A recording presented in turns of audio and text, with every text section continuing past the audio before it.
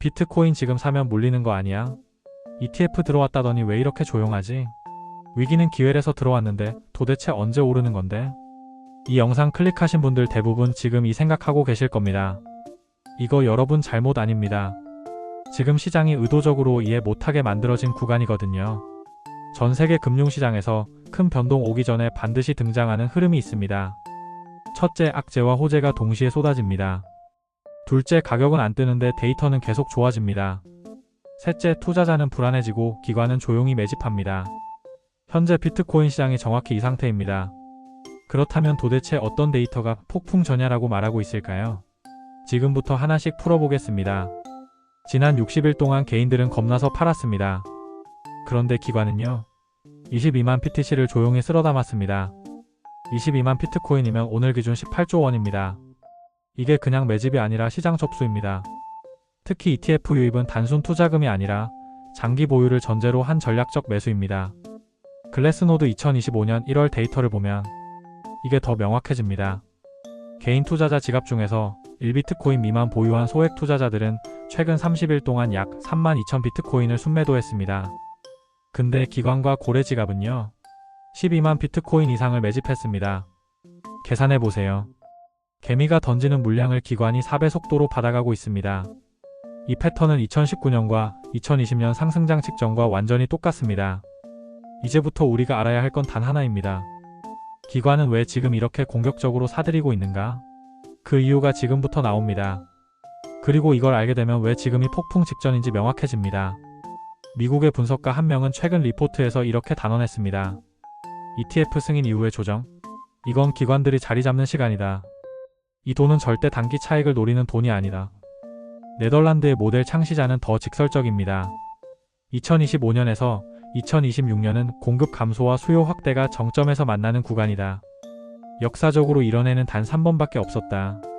미국의 온체인 분석가는 데일리 리포트에서 이렇게 말했습니다. 2024년 대비 2025년 기관 매집 속도는 3배 이상이다. 여러분, 이 사람들이 하는 말에는 패턴이 있습니다. 개인한테는 위험하다고 말하고 기관한테는 지금이 기회라고 말합니다. 그래서 우리는 데이터로 판단해야 합니다. 지금 비트코인은 폭풍 전야입니다. 이유는 크게 세 가지입니다. 첫째, ETF는 이미 가격을 바꾸는 구조 자체를 바꿨습니다. 둘째, 채굴 난이도와 공급 급감이 동시에 시작됐습니다. 셋째, 기관 매입이 개미 매도 규모의 4배 이상입니다. 이 세 가지가 겹치는 시기는 비트코인 역사상 단 이번밖에 없었습니다. 2013년, 2020년, 그리고 지금 2025년입니다. 그럼 하나씩 근거를 보여드리겠습니다. ETF 유입은 단순 투자금이 아닙니다. 2024년 말부터 2025년 1월 기준으로 미국 ETF 순유입은 총 117억 달러, 한국 돈으로 약 15조 원을 돌파했습니다. 블룸버그 크립토 2025년 1월 데이터입니다. 근데 이 자금은 특징이 있습니다. 단기 매매 안 합니다. 장기 보유 목적입니다. 안전자산 대체 용도입니다. 즉 팔지 않겠다는 돈입니다. 여기서 중요한 게 뭐냐면요. ETF로 들어온 비트코인은 거래소에 안 나옵니다. 콜드월렛에 보관됩니다. 시장에서 유통되는 물량이 그만큼 줄어든다는 겁니다. 수요는 계속 늘어나는데 공급은 줄어들고 있습니다. 둘째로 채굴 난이도 얘기해보겠습니다. 채굴 난이도가 올라간다는 건 새로운 비트코인을 캐는데 드는 비용이 증가한다는 겁니다. 최근 난이도는 사상 최고치를 돌파했습니다. 2025년 1월 기준 난이도가 89T에 도달했습니다. BTC.com 데이터입니다.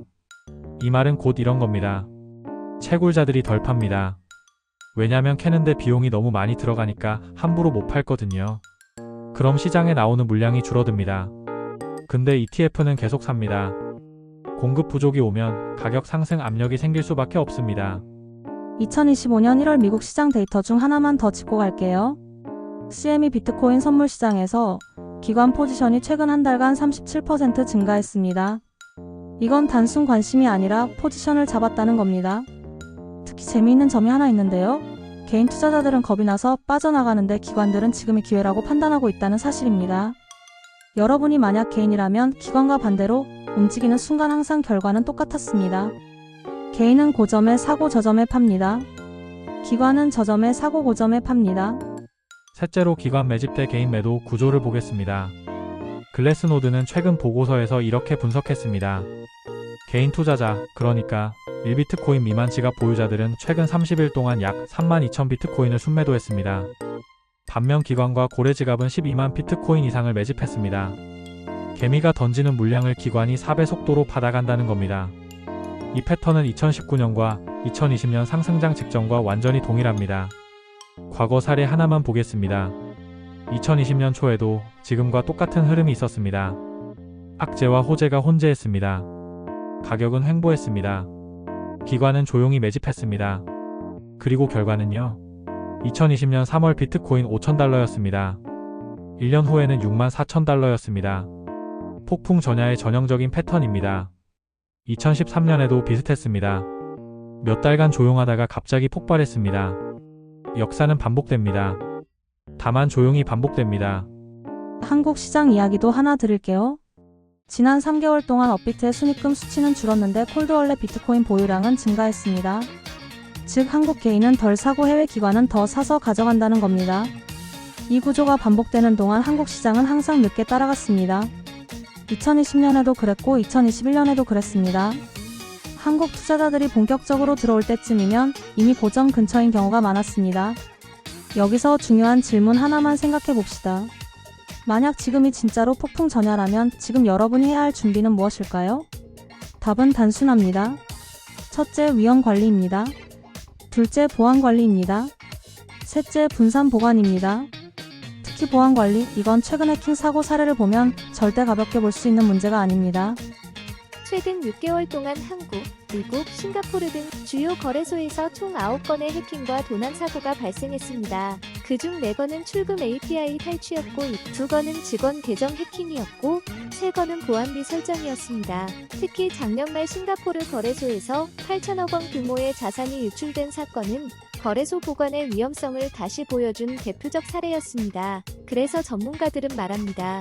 거래소에 두는 건 편하지만 가장 위험한 선택이다. 여러분의 코인은 여러분이 지켜야 합니다.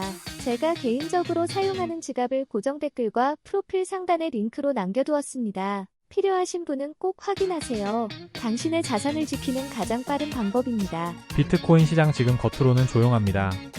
근데 데이터는 전혀 조용하지 않습니다. ETF 자금은 역대 최대입니다. 채굴 난이도는 사상 최고치입니다. 기관 매집은 2020년 상승장 직전과 똑같습니다. 개인 매도 물량은 기관이 모두 흡수하고 있습니다. 역사는 반복됩니다. 다만 조용히 반복됩니다. 2020년 3월에도 모두가 불안해할 때 기관은 샀습니다.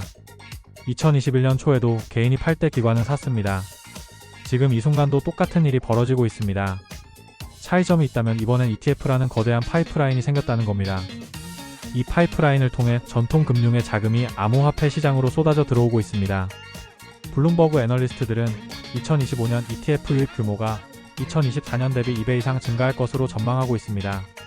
지금 들어오는 돈도 엄청난데 앞으로 더 많은 돈이 들어온다는 겁니다. 여기서 한 가지 더 짚고 넘어가야 할 게 있습니다. 바로 반감기 효과입니다. 2024년 4월 비트코인 반감기가 있었습니다. 역사적으로 반감기 이후 12개월에서 18개월 사이에 가장 큰 상승이 왔습니다. 2016년 반감기 이후 18개월 뒤 2017년 말 2만 달러 돌파했습니다.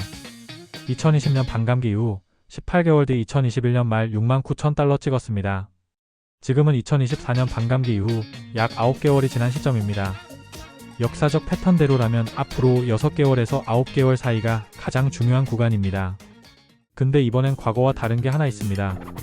ETF입니다. 과거에는 개인 투자자와 일부 기관만 참여했습니다. 지금은 연기금, 보험사, 자산운용사 같은 거대 자본이 합법적으로 들어올 수 있는 통로가 생겼습니다. 미국 최대 자산운용사인 블랙록의 비트코인 ETF는 출시 1년 만에 400억 달러 이상을 모았습니다. 이건 ETF 역사상 가장 빠른 성장 속도입니다. 그럼 여기서 질문 하나 드리겠습니다. 여러분은 지금 어떤 선택을 하시겠습니까? 첫째, 데이터를 무시하고 불안감에 팔 건가요? 둘째, 데이터를 믿고 장기적 관점에서 보유할 건가요? 셋째, 아예 관망하면서 기회를 놓칠 건가요? 이건 투자 조언이 아닙니다. 단지 데이터가 말하고 있는 걸 여러분께 보여드린 겁니다. 판단은 여러분 몫입니다. 다만 한 가지는 확실합니다. 과거 폭풍 전야에서 데이터를 무시하고 감정적으로 판단한 사람들은 대부분 후회했습니다. 반대로 데이터를 믿고 인내심을 가진 사람들은 큰 수익을 얻었습니다. 마지막으로 한 가지만 더 말씀드리겠습니다. 지금 시장을 이해하기 어려운 건 당연합니다. 악재와 호재가 동시에 나오고 있으니까요. 북한 리스크, 미국 금리 인상 우려, 규제 강화 이슈, 이런 악재들이 계속 나옵니다. 근데 동시에 ETF 자금 유입, 기관 매집 증가, 채굴 난이도 상승, 이런 호재도 나옵니다. 이럴 때 대부분의 사람들은 악재에 집중합니다.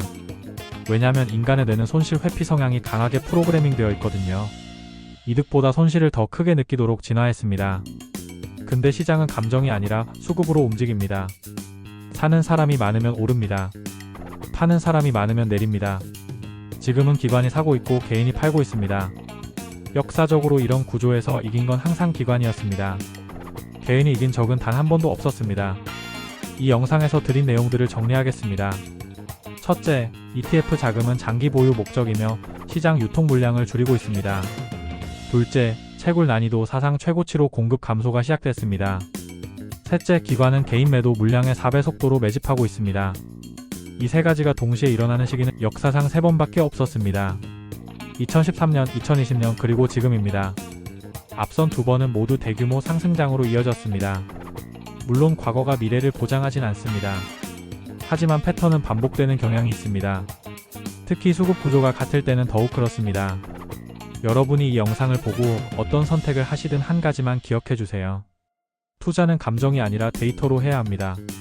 두려움 때문에 팔고 욕심 때문에 사는 게 아니라 데이터가 말하는 방향으로 움직여야 합니다.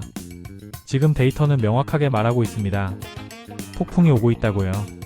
다만 그 폭풍이 언제 올지 얼마나 클지는 아무도 모릅니다. 확실한 건 준비된 사람만이 그 폭풍 속에서 살아남는다는 겁니다. 이 영상이 여러분의 판단에 조금이라도 도움이 되었다면 구독 버튼 꼭 눌러주세요. 저는 매일 전 세계 암호화폐 데이터를 분석해서 여러분께 전해드리고 있습니다. 좋아요 한 번만 눌러주시면 알고리즘이 더 많은 분들에게 이 영상을 보여줍니다. 그리고 궁금한 점 있으시면 댓글로 질문 남겨주세요. 제가 모두 읽고 답변 드리겠습니다. 폭풍은 조용히 옵니다. 근데 데이터는 이미 신호를 보내고 있습니다. 이 신호를 읽을 수 있는 사람만이 다음 사이클의 승자가 될 겁니다. 여러분 모두 성공 투자하시길 바랍니다. 감사합니다.